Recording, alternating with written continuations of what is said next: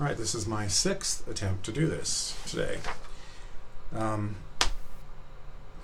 quickly go over the first 6 issues as to why I left the Libertarian Party. Living wage, socialized medicine, Federal Reserve, education, environment, gun control. I have 4 campaign slogans if I run.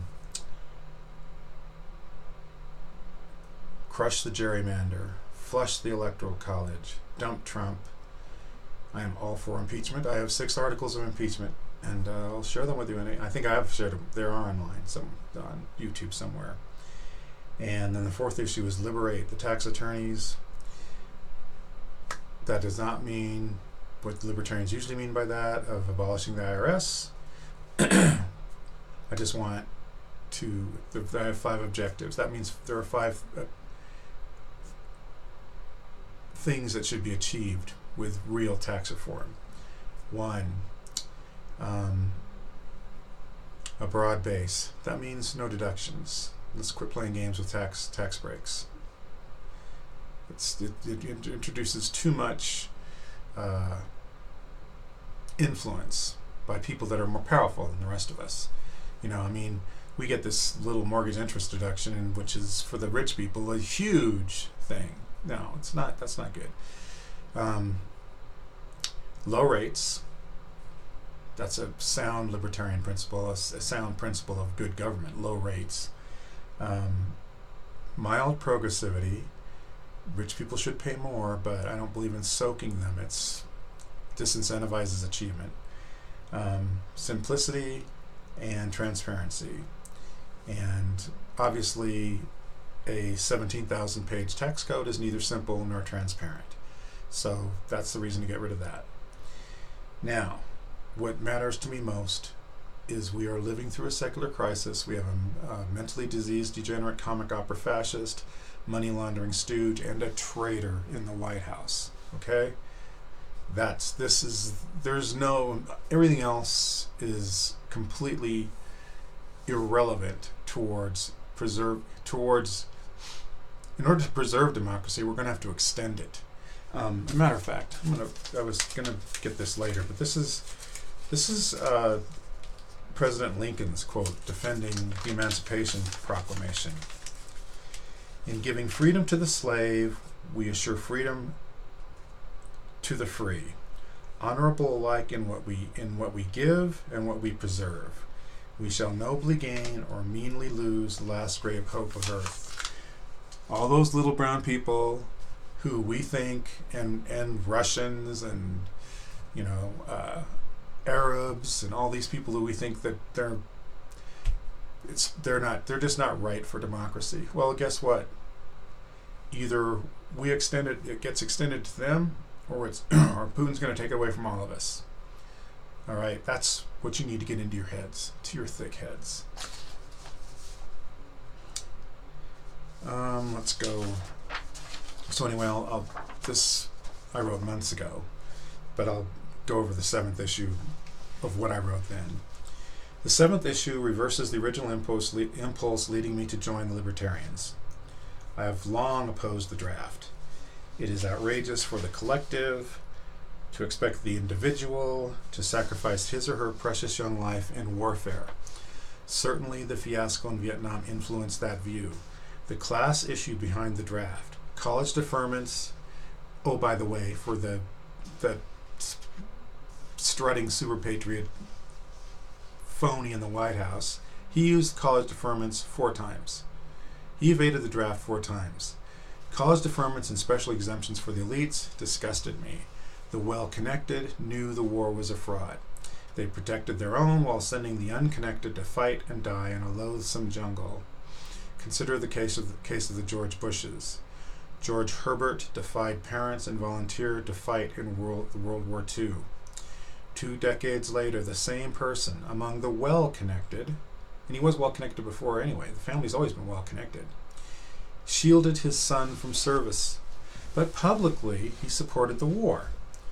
During World War II, the well-connected, like Joe Kennedy among many, pulled levers to get their sons into the war. During Vietnam, they pulled levers to keep their sons out of it. I came to the conclusion that all wars from now on will be phony wars, not worth a drop of American blood. For a while that changed after 9/11. Then came the light-minded decision to invade Iraq, and all of my disgust with the well-connected returned. Several years ago, I read Generations, The History of America's Future by Strauss and Howe. The book describes a four-stroke cycle to American history, flowing from spiritual awakening to secular crisis. Generational personalities form around, or cause, these big moments. I am a boomer, the dominant, inner-directed type. Idealist for short. In youth, we are shaped by, or cause, a spiritual awakening. In elderhood, we guide the country through a secular crisis. Supplementing my thoughts on Strauss and Howe, I am intrigued by the century cycles of the English Civil War, the American Revolution, and the war between the states. Roundheads versus Cavaliers, rounds 1, 2, and 3. In each case, the Roundheads won. In each case, the circle of freedom expanded. Institutions were created to consolidate that expansion. The American Revolution culminated in the Constitution and the Bill of Rights. The issue of racial slavery was swept under the rug. The American Civil War culminated in the Emancipation Proclamation and the 13th Amendment. Nonetheless, the rights of citizenship were squeezed by Jim Crow and the poll tax. World War II culminated in the Charter of the United Nations. Though a victor's peace was imposed, the occupations of Germany and Japan safely guided those authoritarian regimes to democracy. The circle of freedom expanded, but the workings of the UN never achieved legitimacy. The members of the Security Council breathed a sigh of relief when Dag Hammarskjöld died.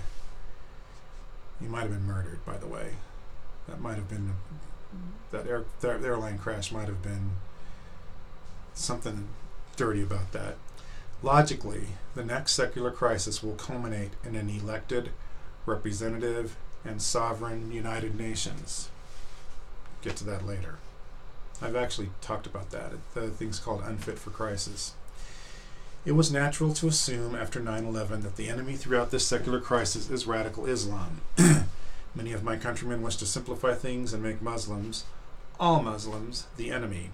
They seem to welcome a religious war.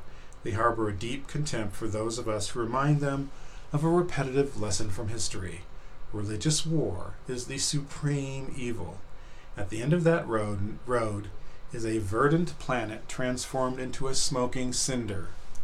The implementation of a hostile policy package transforming 100 to 200,000 terrorists into 100 to 200 million enemies would be the height of folly. That number, 100,000, this is aside, brings to mind General Stilwell's diary entry for January 30th, 1944. General Stilwell was one of my heroes. Quote, "The Battle of the Mud still continues. These people are hard to help." The Chinese, they've said to China. "I have to keep thinking that there are 399,900,000 of them worth helping, or I wouldn't be able to stick it out with the other 100,000. The destinies of nations sometimes depend on small factors.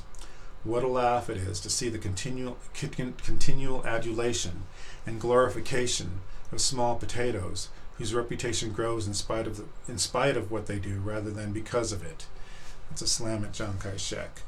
Point being that the parallel is that you've got these 100,000 to 200,000 terrorists, and they're not the vast majority of Muslims. The vast majority of Muslims want... It's like when Afghanistan, when they went to vote and they all had the little purple pink finger, they're ready for democracy. They want democracy. Don't get suckered into... The Arab Spring tells us more about where Islam is to the people in the Muslim world are at than the 9/11 bombings. Think it through. Numbers matter. Like General Stilwell, all of us during this secular crisis face the same dilemma.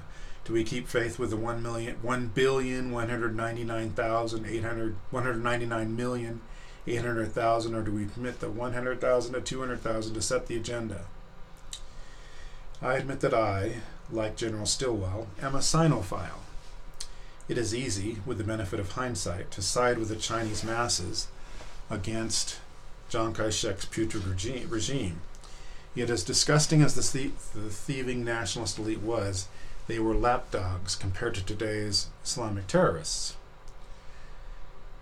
In contrast to my Sinophilia, I feel no affection for Muslims. As a Jew, I am aware that we have shared good times and bad with Muslims. The Umayyad dynasty in Spain was a golden age of toleration for Jews. This is the time when you Christians were not treating us so good. Muslims suffered with us throughout the Spanish Inquisition. I know all of that. But still, my general skepticism about strangers ticks up a notch around turbaned men and veiled women. So I share that with many of you. Those pictures of Muslims celebrating the collapse of the towers on 9/11 sticks in my mind. But so do the protests during the Arab Spring. Which pictures tell us the greater truth? Is there a consensus among Muslims to revivify an aggressive anti-Western caliphate? Or do they yearn for the political and social liberty of the West? As a libertarian, naturally, I weigh the Arab Spring as the greater truth. One of my pet theories is that dogma has a shelf life of about a millennium and a half. Jesus came along about a millennium and a half after Moses. Against tremendous opposition, he declared the rabbi is wrong. Jehovah is a loving God, not a jealous one. Around this simple idea, Christianity institutionalized itself with a pope, ecclesiastical court, inquisitions, indulgences, etc., ad nauseum. Martin Luther responded with a bunch of theses tacked on a church door in 1517. We are presently living in the 15th century, in 1517 Anno Domini. We are presently living in the 15th century Anno Hejira. Dogmatic Islam is cracking up. Thus, I think the true marker for the onset of the secular crisis was the Arab Spring. During the Arab Spring, I wished the protesters good fortune. Most Americans probably felt the same. Most Israelis probably were more skeptical, worried at the Arab Street, when empowered, will vigorously support the Palestinians. Other than the regional ruling elites, the person most concerned about the Arab Spring was Vladimir Putin. Worried that the democratic impulse would spread to Russia, he set out to terrorize his own people. Theaters, schools, and apartment blocks were bombed. Chechen Muslims were blamed. The Russian people sold their nascent freedoms down the river. Putin stretched his legs and took several confident strides down the path to reinstituting the Soviet Union. Since then, he has consolidated his autocracy. He is feeling his oats. His plan to collapse the political center in the West has suffered only one minor setback, the French election. Presently, he is very active in Germany, supporting the anti-immigrant neo-Nazis. Think about that. That's like the Hitler-Stalin non-aggression pact all over again. That's what that genius Putin is all about. Imagine the Russians, grossly opportunistic, colluding with the political heirs of Operation Barbarossa. It's like the Hitler-Stalin non-aggression pact all over again. Okay, now, here's what we need to... We are entering a secular crisis. We must identify the primary enemy. That is key. There are three choices: Islam, China, or Russia. I'll let you think about that, and I'm going to explain to you who it is and why. You should be able to guess from that, but that'll be the next video. The primary enemy. You must identify that now and get working on it. This blithering around has to stop.